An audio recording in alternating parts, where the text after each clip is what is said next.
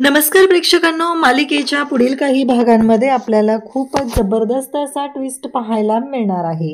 कारण इकडे आता कामिनीने वेगळंच कारस्थान केलेलं आहे, ज्याचा विचारही कोणी केलेला नव्हता. इन्स्पेक्टर सुर्वेंना तिने पैसे दिलेले आहेत आणि सांगितलेलं आहे की राजनने जे सांगितलेलं आहे त्या राजनच्या बायकोची आणि मुलीची माहिती सुरुवातीला मला द्यायची आहे, माझ्या व्यतिरिक्त कोणाला काहीच सांगायचं नाही, हे सगळं सांगितलेलं असतं. आणि तेव्हा मात्र या सगळ्या गोष्टी घडत असतात. परंतु इकडे तिने जे कारस्थान केलेलं आहे ते मात्र राजनच्या समोर येणार आहे. त्याचबरोबर आपल्याला पाहायला मिळणार आहे की बंड्याने कमळीला आणि निंगीला सांगितले की बंड्याला दारू पाजणारी ही अनिका आहे. आणि त्यामुळं मात्र इकडे कमळी आणि निंगीला इतका राग आलेला आहे की त्या दोघींनीही ठरवले की आत्ताच्या आत्ता जायचं आणि त्या अनिकाच्या झिंज्या उपटायच्या. कारण बंड्यावरती तिनं जी वाईट वेळ आणलेली आहे, आईवडिलांबद्दल वाटेल ते बोललं गेलेलं आहे, ही गोष्ट अजिबात पटलेली नाही. आणि त्यामुळं आता हे सगळेजण खूप चिडलेले आहेत. आणि त्यामुळं इकडे अनिकाच्या झिंज्या उपटायच्या, तिची धुलाई करायची असं कमळी आणि निंगीने ठरवलेलं आहे. आता तिने बंड्याच्या बाबतीत जे चुकीचं वागलेले आहे त्याची शिक्षा तिला भोगावी लागणार आहे. तर इकडे ऋषीने कॉलेजच्या कॅन्टीन मधला जो कुक आहे तो गेलेला आहे. आणि मग कॉलेजच्या कॅन्टीन मध्ये आता एका कुकची गरज आहे. आणि त्याचबरोबर इकडे सरूला सुद्धा कामाची गरज आहे. त्यामुळं ऋषीने सरूला कॉलेजच्या कॅन्टीन मध्ये काम मिळवून देत एक खूप मोठी जबरदस्त अशी कामगिरी केलेली आहे. आणि त्यामुळं एक गोष्ट घडलेली आहे, ती म्हणजे कमळी आणि सरूची भेट होणार आहे.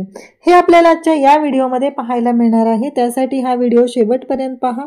त्याचबरोबर चॅनलवरती नवीन असाल तर चॅनलला नक्की सबस्क्राईब करा, व्हिडिओला लाईक करा. तर इकडे आता बंड्याला कमळी आणि त्याचबरोबर निंगी विचारत असतात की बंड्या आठव जरा, म्हणजे तू जरा डोक्याला ताण दे बरं, म्हणजे तुला आठवतंय का नक्की काय घडलेलं होतं, नक्की काय झालेलं आहे, तुझ्या लक्षात येतंय का. आणि त्याचबरोबर इकडे त्या तिला विचारत असतात तेव्हा बंड्या म्हणत असतो की हा मला नाही आठवत आहे, पण मी तुम्हाला खरंच सांगतो की मी ना खरंच दारू नाही पिलेलो आणि त्याचबरोबर मी असं काहीच केलेलं नाही असं बंड्या सांगत असतो. तेव्हा कमळी म्हणत असते की आठव बरं काय काय झालं. मग बंड्या सांगू लागतो की कॅन्टीनच्या मागची जी खोली आहे ना तिथं मी होतो आणि त्याचबरोबर जेव्हा मी तिथं बसलेलो माझं आवरत होतो तेव्हा ती अनिका आली तिथं आणि ती मला म्हणू लागली की तुम्ही सगळेजण पार्टीला गेलेले आहात. आणि त्याचबरोबर तिने मला म्हणत होती की आपण दोघंही पार्टी करूया, कसं आहे मी पण कॅन्टीनमध्ये काम करते, तू पण कॅन्टीनमध्ये काम करतो, तर आपण दोघं फ्रेंड्स झालो ना, आणि त्यामुळं आपण आता हे करूया असं ती सांगत असते. आणि मग तिने मला कोल्ड्रिंक्स दिलं आणि ते कोल्ड्रिंक्स पिलं तेवढंच मला आठवते, त्यापुढचं मला काहीच आठवत नाहीये. कमळी म्हणते आता बंड्या काहीही झालं तरी तुला शोधून काढायचंय, तिने नक्की कोल्ड्रिंक्स कोणतं दिलेलं होतं, तिने नक्की काय गोंधळ घातलेला आहे, ह्या सगळ्या गोष्टी तुला शोधाव्याच लागणार आहेत आणि उद्याच्या उद्या. निंगी म्हणत असते की जाऊ दे, एवढा काय विचार करायचा, सोडून दे. कमळी म्हणते की नाही, आज जर आपण तिला सोडलं तर पुन्हा ती बंड्याला त्रास द्यायला बंड्याच्या मागे लागेल. त्यामुळे आपण आता शांत राहायचं नाही. त्यामुळे आता या अनिकाची चांगलीच मस्ती जिरवायची आहे.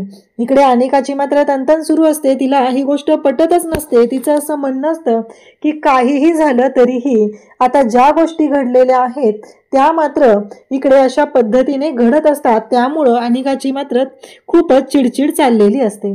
त्याचबरोबर इकडे आता जेव्हा गोष्टी घडत असतात तेव्हा मात्र इकडे राजन आणि अन्नपूर्णा मात्र दोघंही विचार करत आहेत. राजन म्हणत असतो की इन्स्पेक्टर सुर्वेंचा मला फोन का आलेला नाहीये, अजूनपर्यंत त्यांचा फोन का आलेला नाहीये, हे राजनच्या डोक्यात सुरू असतं. आणि राजनने मात्र आता एकच गोष्ट करायची ठरवलेली आहे, ती म्हणजे काहीही झालं तरीही आता लवकरात लवकर सरूला शोधायचं आहे आणि जोपर्यंत सरूला शोधणार नाही तोपर्यंत शांत राहणार नाही असं राजनने ठरवलेलं असतं. आणि इकडे राजन त्याच गोष्टी विचारत असतो, परंतु सरू काही केल्या त्याला सापडत नसते. त्याने कामावरती ती टीम पाठवलेली आहे. आणि मग मात्र इकडे रागिणीकडून एक गोष्ट कळते, ती म्हणजे रागिणी राजनचा फोन हातात घेऊन बसलेली असते. राजन म्हणतो की तू माझ्या फोनला हात का लावलेला आहे. तेव्हा मात्र ती म्हणत असते काही नाही. आणि त्याच्या लक्षात येतं इन्स्पेक्टर सुर्वेंचा नंबर ब्लॅकलिस्टला टाकला गेलेला आहे. तर इकडे किचनमध्ये राधिका आणि सरू दोघेही उभे असतात. आणि त्याचबरोबर इकडे पाहायला मिळतं त्या आणि नयनतारा मात्र सरूवर जाम खुश झालेली असते. नयनतारा म्हणत असते की खरंच कालचंही जेवण खूप सुरेख झालेलं होतं, पार्टीत सगळ्यांना खूप आवडलं, थोडासा गोंधळ झालेला होता. तेव्हा साधना म्हणत असते की हो, माझ्या कानावर आलं होतं, मी यायला पण लागलेली होती, पण सुवर्णाताईंनी मला सांगितलं की तुम्ही आराम करा, काही नाहीये म्हणून. तेव्हा इकडे नयनतारा म्हणत असते की झाला होता तो गोंधळ, आणि ते सगळं जेव्हा घडत होतं तेव्हा मात्र ती सोडून देते. आणि तेवढ्यातच ती म्हणते की खरंच तुम्ही खूप चांगला स्वयंपाक बनवता, खूप चांगलं जेवण बनवत असता. हे सगळं जेव्हा घडत आहे तेव्हा मात्र नयनतारा खूप कौतुक करते. आणि तेवढ्यातच ऋषी सुद्धा तिथे आलेला असतो, राधिका सुद्धा कौतुक करत असते. आणि तेव्हा मात्र हे सगळं जेव्हा घडत असतं तेव्हा इकडे राधिका म्हणत असते की खरंच एवढं म्हणजे कौतुक तुमचं पहिल्यांदा केलं जातंय ना. तेव्हा सरूच्या डोळ्यात पाणी आलेलं असतं, सरूच्या लक्षात आलेलं असतं की आता काय करायचं. सरूला थोडंसं बरंही वाटत असतं, पण आजपर्यंत इतकं कौतुक कुणीच केलेलं नव्हतं, आणि नयनताराच्या तोंडून कौतुक होतं या गोष्टीचं राधिकाला मात्र नवल वाटत असतं. राधिका म्हणत असते की खरंच तुम्ही जे बोलताय ना ती गोष्ट खरंच खूप मोठी आहे, मान्य आहे मला. तर इकडे राधिकाला ती सांगत असते की कसं आहे माहितीये का, आपल्या बाईच्या जातीला कुठं माहितीये की कोण आपलं कौतुक करतं आणि कोण काय करतं. कधी आपल्याला माहितीये का कोणी आपल्याला 4 शब्द प्रेमाचे बोलावे. तर इकडे राधिकाला सुद्धा या गोष्टी पटत असतात. तेव्हा मात्र सरूचं एवढं छान कौतुक होतंय, आणि तेवढ्यातच ऋषी तिथे येतो. ऋषी म्हणतो की वहिनी, आज जेवायला काय आहे. तेव्हा राधिका म्हणत असते की हो, खरंच ऋषी, आज साधनाताईंनी जेवण बनवलेलं आहे. ऋषी म्हणतो की खरं साधनाताई जेव्हापासून आलेल्या आहेत ना तेव्हापासून ना खूप छान छान असं जेवण आपल्याला जेवायला मिळत आहे. वहिनी तूही छानच बनवते, पण इकडे साधनाताईंच्या हातच्या जेवणाची एक वेगळीच टेस्ट आहे असं तो सांगत असतो. आणि तेव्हा मात्र इकडे दोघंही बोलत असतात. तेवढ्यातच ऋषीला कॉलेजमधून फोन येतो, आणि कॉलेजमधून बंड्या सांगत असतो की ऋषी भाऊ, एक प्रॉब्लेम झालेला आहे. ऋषी म्हणतो की काय झालं नक्की बंड्या. तेव्हा बंड्या सांगू लागतो की कॉलेजमध्ये ना आपल्या कॉलेजच्या कॅन्टीनचे जे कुक होते ना ते निघून गेलेले आहेत, आणि आज खरं तर खूप मोठा गोंधळ झालेला आहे. तेव्हा मात्र ऋषी साधनाकडे पाहतो आणि साधनाला म्हणू लागतो की साधनाताई, एक काम होतं, तुम्ही कराल का. म्हणजे काम म्हणजे त्याचे पैसे मिळतील तुम्हाला.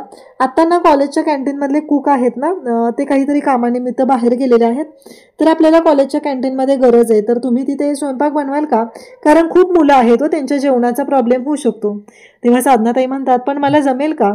तेव्हा ऋषी सुद्धा तेच बोलत असतो, आणि तेव्हा मात्र इकडे त्या म्हणत असतात की हो, नक्की जमेल, काहीच प्रॉब्लेम येणार नाही असं ऋषी सांगत असतो. तेव्हा राधिका सुद्धा म्हणत असते की का नाही जमणार, आणि थोडा तुम्हाला नक्कीच जमेल आणि तुम्ही बनवू शकाल. त्याचबरोबर इकडे जेव्हा हे सगळं चालू असतं तेव्हा मात्र आता साधनाला प्राजू पण तिथे येते आणि म्हणू लागते की खरंच काकू, नक्की तुम्हाला जमेल, तुम्ही नक्की ट्राय करा, आणि तुम्ही हे काम खरंच खूप चांगल्या पद्धतीने करू शकता, कारण तुम्ही जे जेवण बनवताय ना तुमच्या खरंच हाताला खूप चांगली चव आहे. आणि आता मात्र इकडे ऋषी त्याचबरोबर प्राजू कॉलेजच्या कॅन्टीनमध्ये येतात. कमळी आणि निंगी तिथे असतात. ऋषीला कळलेलं असतं कमळी आणि निंगीने अनिकाची जीव वाट लावलेली आहे. ऋषी त्यांना म्हणत असतो की खरंच तुम्ही जे केलं ते योग्य केलं, पण पर्याय चुकीचा होता, ही मेथड अशी वापरायला नको होती. तेव्हा निंगी म्हणते की काय करायचं. त्यावेळेस इकडे कमळी सुद्धा बोलायला सुरुवात करते. कसं आहे माहिती का, आजपर्यंत ज्या गोष्टी घडत होत्या त्या वेगळ्या होत्या, पण आज बंड्याच्या बाबतीत जे घडलेलं आहे, सर तुम्ही विचार करा ना ऋषी सर, बंड्या एकतर गावाकडून इकडे आलेला आहे, त्याच्या मनात काय वाटलं असेल, त्याला काय वाटलं असेल, कारण त्याच्याकडे जो कॉन्फिडन्स आहे तो कॉन्फिडन्स जाऊ शकतो ना, त्यामुळे हा विचार करणं गरजेचं होतं, हा पर्याय निवडणं गरजेचं होतं. तेव्हा प्राजू म्हणत असते की हे बघ दादा, जे यांनी केलेलं आहे ना ते योग्यच केलेलं आहे, कारण त्या दिवशी त्यांनी येऊन जो राडा घातलेला होता त्यांच्यामुळे हे सगळं झालेलं आहे. आता ऋषी म्हणत असतो की ठीक आहे, आणि तेवढ्यातच तो म्हणत असतो की अगं कमळी, तुला सांगायचं राहिलं, आपल्या घरी साधनाताई ज्या होत्या ना त्यांना मी आज कॉलेजच्या कॅन्टीनमध्ये काम मिळवून दिलेलं आहे. ॲक्च्युली काय झालं तर कॉलेजच्या कॅन्टीनमधला कुक अचानक गावी निघून गेलेला आहे ना, मग कॉलेजच्या कॅन्टीनमध्ये गरज होती तर मी त्यांना आणलेलं आहे, आणि आज इथे कॉलेजच्या कॅन्टीनचं जेवण त्यांनी बनवलेलं आहे, तू नक्की त्यांना भेटून घे.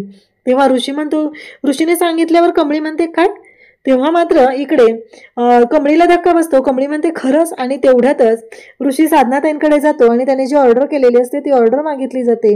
आणि तेव्हा मात्र साधनाताई जेव्हा जेवण घेऊन बाहेर येतात, जी ऑर्डर असते ती घेऊन बाहेर येतात, कमळी आणि निंगीच्या पायाखालची जमीन सरकते, कारण कमळी पाहतच राहते. ऋषी म्हणतो काय झालं कमळी, अगं तू अशी का पाहतेस? कारण कमळीला समोर तिची आई दिसत असते. कमळी निंगीला म्हणत असते, निंगे अगं तुला आई दिसते का ग समोर? तेव्हा निंगी म्हणत असते की हो ग, मला ना सरू काकीच दिसते समोर.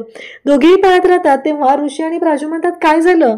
तेव्हा या दोघेही सांगू लागतात. निंगी म्हणते की ही तर कमळीची आई आहे, सरू काकी. तेव्हा इकडे ऋषीच्या पायाखालची जमीन सरकते. ऋषी म्हणतो की काय सांगताय? आणि मग कमळी आणि सरू दोघीही एकमेकींकडे पाहत राहतात आणि दोघीही एकमेकींना घट्ट मिठी मारतात, खूप रडू लागतात. फायनली मायलेकींची भेट घडलेली असते आणि हे सगळं ऋषीमुळे झालेलं असतं. ऋषीने त्यांची भेट घडवून आणलेली असते आणि एक पुण्याचं काम केलेलं असतं. अशाच अपडेटसाठी चॅनलशी कनेक्ट राहा. थँक्यू.